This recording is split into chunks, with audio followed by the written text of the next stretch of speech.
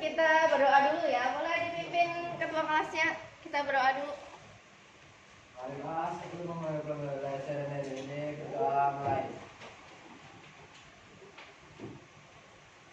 Doa selesai. Salam.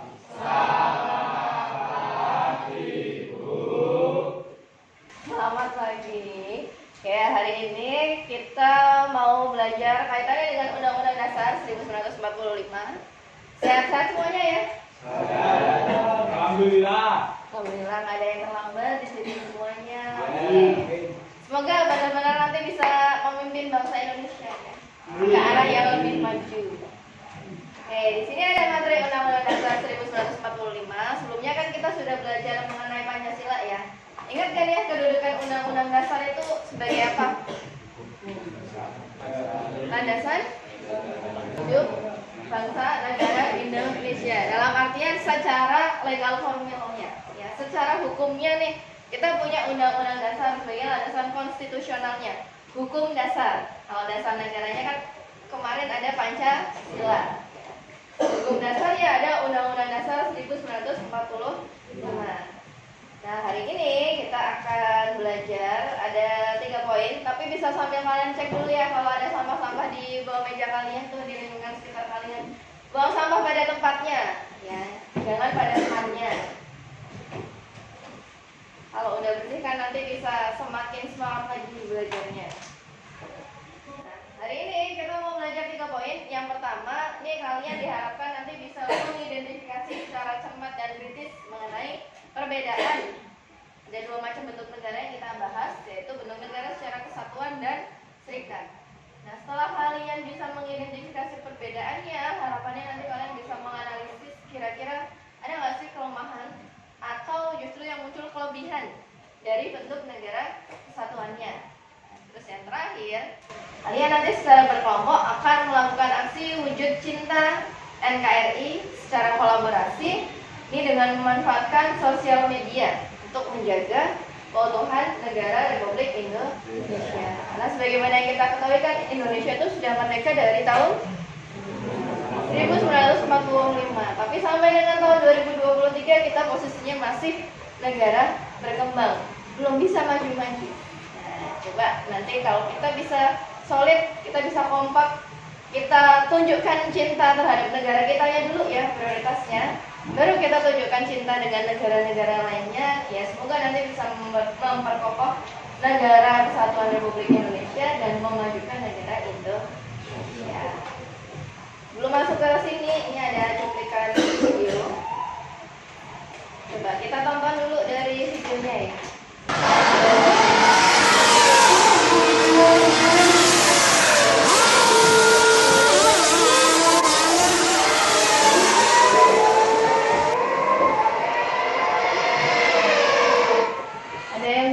Bahasa Inggris nggak? Yang nilai bahasa Inggrisnya tinggi siapa nih? Kelas ini. Mas maknanya aja apa ini? Menurut kamu? Kerjasama, Bu. Nah, kerjasamanya gimana, Nak? Kerjasama dalam tim. Kerjasama dalam tim. Ya. Kerja tim tanpa saling mengganggu satu sama lain. Kerja tim tanpa saling mengganggu satu sama lain. Kasih aplaus buat semuanya.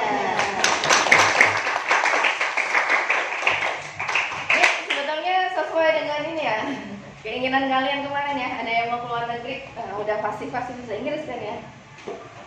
Oke, dari video tadi cuplikannya itu kaitannya dengan kerjasama, benar banget. Kerjasamanya yang kita harapkan itu kan berarti semua orang punya bagian dari tim, sehingga semua orang punya tanggung jawabnya masing-masing. Mungkin kesannya kok remeh banget ya, sampai ini apa tuh namanya alat-alat ya. Tapi kalau nggak ada orang yang ngurusin itu, ya yang lainnya nanti terbengkalai, malah kelamaan dari alat-alatnya dulu gitu. Itu ilustrasi sederhana bahwasannya kalau kita bisa nih saling bekerja sama, kita punya bagiannya masing-masing, nggak harus loh kalian nunggu Bu nanti 10 tahun lagi atau 20 tahun lagi aja Bu, saat saya memang sudah jadi orang, saat saya sudah punya ijazah S1, S2 atau ijazah lainnya, atau saat kalian sudah punya jabatan di industri, tapi bisa loh kita mulai untuk berusaha untuk menjaga kesatuan negara Indonesia. Mulai dari saat ini. Minimal jagalah kesatuan kelas kalian. Jangan sampai tercerai berai. Kalau masuknya dari kelas 10-nya jumlahnya 36, ya berarti keluarnya juga sama. Harapannya sama-sama 36. Syukur-syukur sama-sama suksesnya. Kalau ada yang lebih duluan sukses, nggak usah ngiri, nggak usah jatuhin. Ini masalah durasi waktu kita masing-masing. Yang mungkin beda. Tapi semuanya kalau punya target sukses pasti nanti bisa sama-sama suksesnya. Minimal kita sukseskan diri kita sendiri, lingkungan keluarga kita, masyarakat sekitar, baru nanti bisa antarkan negara Indonesia ke arah kemajuan. Oke, sekilas dari videonya, Bu Ratna kembali lagi ke materinya. Ini materinya bisa kalian akses di website Bu Ratna ya.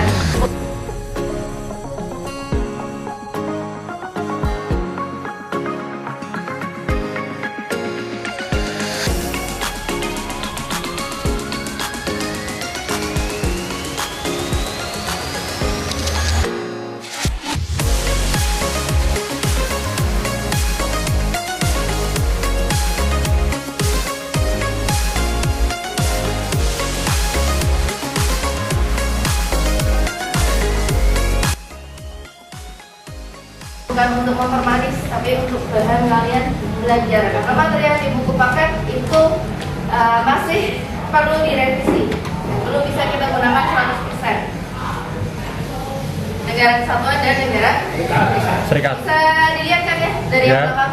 Ya. Kelihatan ya. Kalau negara kesatuan berarti hanya ada satu pemerintah pusat. Kalau negara serikat berarti ada dua bagian ya. Yang intinya negara serikat, yang bagi-baginya itu negara bagian. Jadi kalau negara serikatnya intinya tadi ada satu, tapi di dalamnya ada negara bagian yang jumlahnya bebas, tidak ada batasan. Ilustrasinya kan seperti yang di Amerika Serikat itu. Dari masing-masing negara bagian ternyata bisa loh punya potensinya masing-masing. Tapi kalau di Indonesia, kenapa dari peristiwa sejarahnya dulu Indonesia pernah kesatuan jadi serikat, tapi serikatnya nggak berlangsung lama? Karena apa jawabannya kemarin? Karena apa?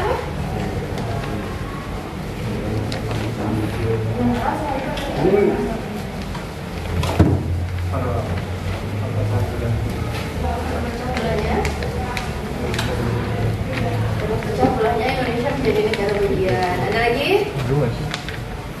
Maulana mungkin?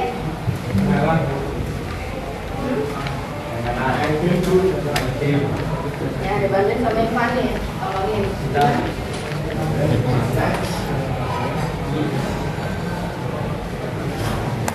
Kemungkinan negara bagian akan memerdekakan negaranya sendiri. Ya, itu kaitannya dengan separatismenya ya. Ini ada kebanyakan. Oke, kalau kita ingatkan dulu setelah Indonesia merdeka, kondisinya kan yang enggak lantas masyarakat Indonesia berpendidikan semuanya kan. Kita kan masih melewati tahapnya di mana yang wanita tersisihkan karena mereka nggak bisa mendapatkan pendidikan sebagaimana pria. Itulah yang menyebabkan salah satu pahlawan kita yang terkenal dengan slogannya habis gelap terbitlah terang. Nah, itu yang mengantarkan wanita ke arah emansipasi, bahwasanya kita pria mau laki-laki sama-sama punya potensi yang sama, peluang yang sama, jangan dibedakan. Karena kodratnya wanita yang spesial itu mengandung, melahirkan, jangan didiskriminasi untuk mendapatkan pendidikan. Karena pada dasarnya wanita itu kan madrasah pertama untuk anak-anaknya. Dan kalau madrasah pertamanya nggak berpendidikan, bisa nggak nanti memajukan anak-anaknya atau bisa sampai memajukan negara Indonesia? Tahu sendiri jawabannya ya. Nah, itu yang menyebabkan ramai banget saat itu viral ya, habis gelap terbitlah terang. Dan karena suara-suara dari anak kantin itu yang menyebabkan kita saat ini ya bisa diberlakukan secara adil, dan di kursi pemerintah pun ada kursinya untuk wanita. Jadi kalau yang cewek-cewek merasa punya potensi, merasa mampu maju aja jadi anggota dewan, karena ada kuotanya. Ada kuota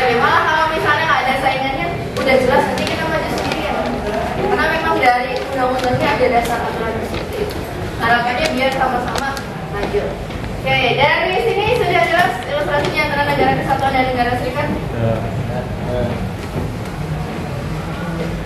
Udah? Udah. Coba sekarang dari negara kesatuan dan negara serikat, menurut kalian kira-kira nih ada kelebihannya nggak? Coba yang bisa angkat tangannya, keluarkan suara mas atau suara mbaknya.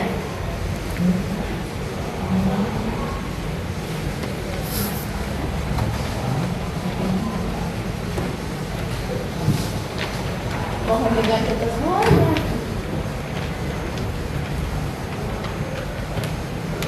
Ini gak ada yang bisa bersuara nih. Dengan suara hati ya. Kelebihan atau kelemahan dari bentuk negara kesatuan.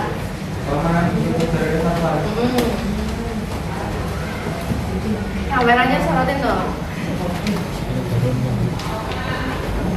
Kelihatan nggak? Di zoom aja.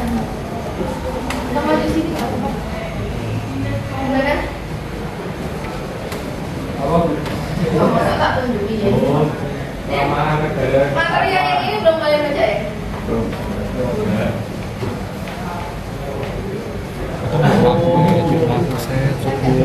Ini kelebihan. Kan tadi ya, kalau bentuk negara kesatuan itu cuma ada satu pemerintahan. Tapi kalau bentuk negara serikat itu artinya ada dua pemerintahannya. Pemerintah dari negara serikat dan negara bagian. Nah, sehingga kalau ada dua pemerintahan itu artinya ada dua macam peraturan, ada dua macam hukum.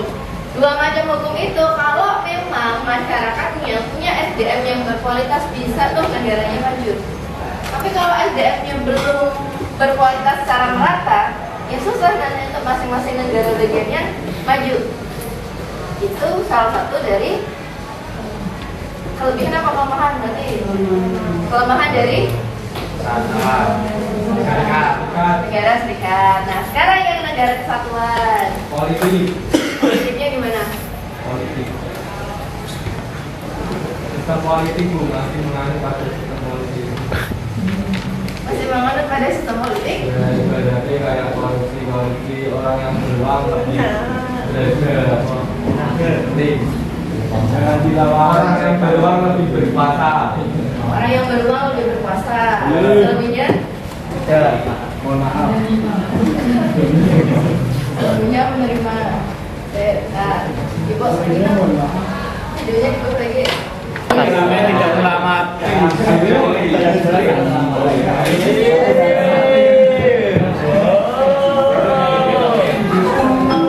Ada lagi nggak yang tahu tadi kira-kira kenapa biaya demokrasinya lebih kurang?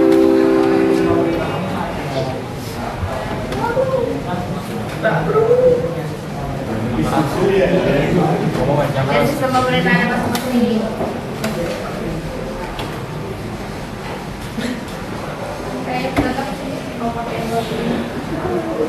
Aku tahu alasan kenapa biaya demokrasi lebih murah. Kenapa? Karena kan negara serikat itu terpisah-pisah, jadi negara kesatuan. Ya, ini info nih.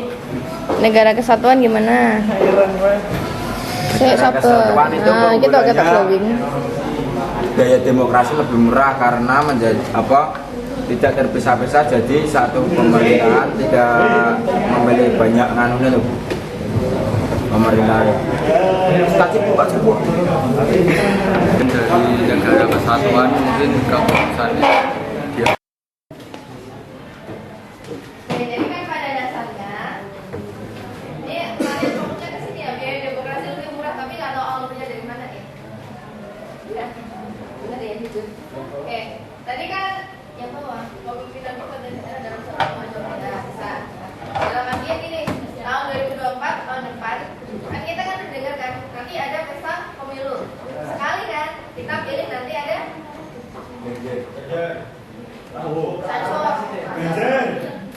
kita mau milih ya presidennya dan wakil presiden melalui capres dan cawapres yang sudah terpilih saat ini ya kan tinggal kita pilih menurut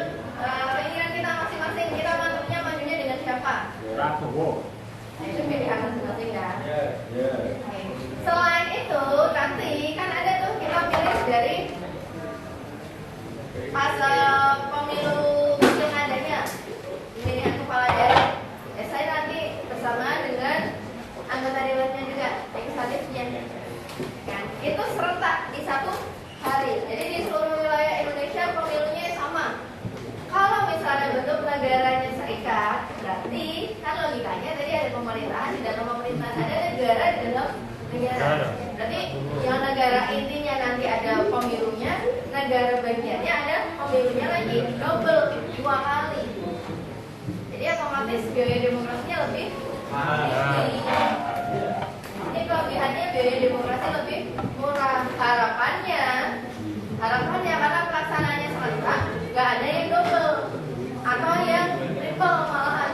Daftar anggota legislatifnya lewat partai ini, mewakili daerah ini.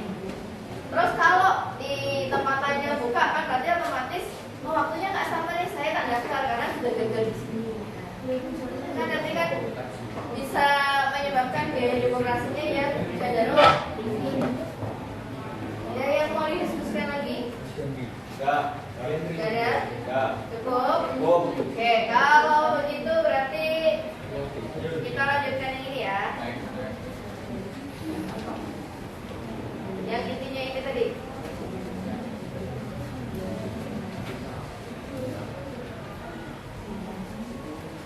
Kita masuk ke poin yang ketiga ya.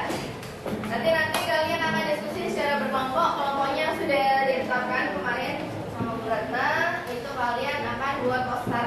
Rancang dulu posternya menurut kelompok kalian dengan temanya aksi wujud cinta NKRI. Oke, lanjut ya.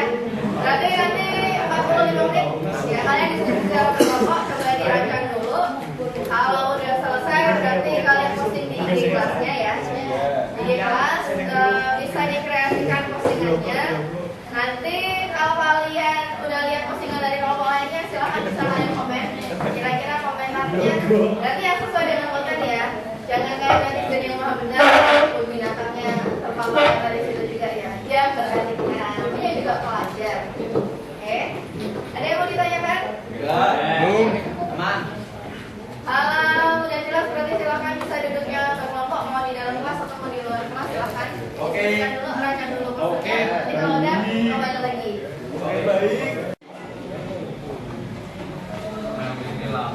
Enggak. Kalau di sini jelek. Apanya yang jelek orang ya? Kalau di sini jelek. Itu dong, ininya. Masuk ke kanvanya. Ya kan lagi buka kanva. Ini yang cantik-cantik nggak kamu zoomin? Hah? Jangan ketawa loh. Jangan ketawa.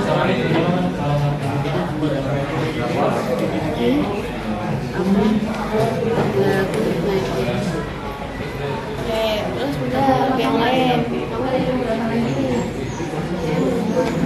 Ini udah satu gitu. Ini Bu, saya sudah. Ini? Nih? Kalau tabel apa ya? Iya sendiri.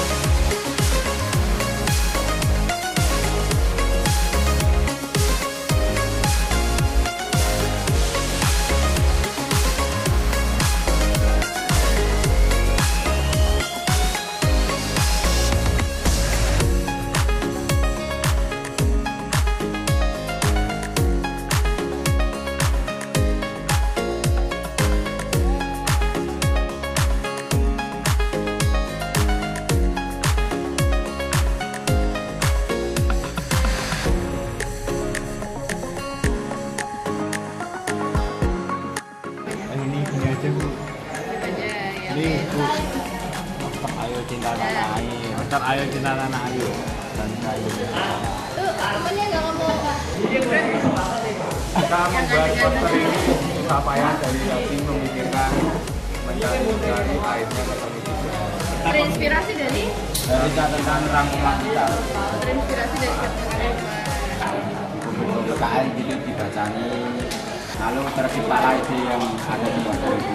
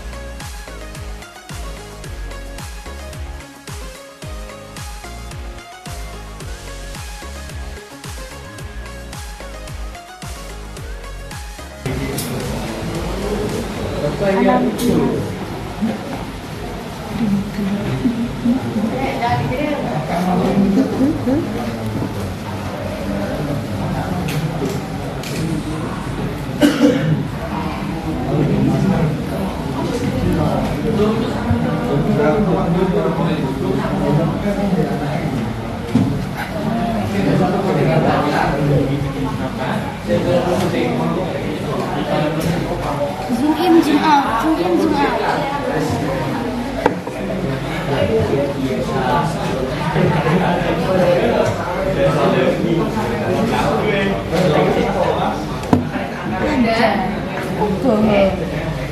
Yang terakhir di sini belum ada sediakan kuisisnya. Nanti bisa kalian masuk ke kuisisnya. Setiap orang masuk menggunakan akunnya masing-masing ya. Dengan kode 914625. 914625. Nah,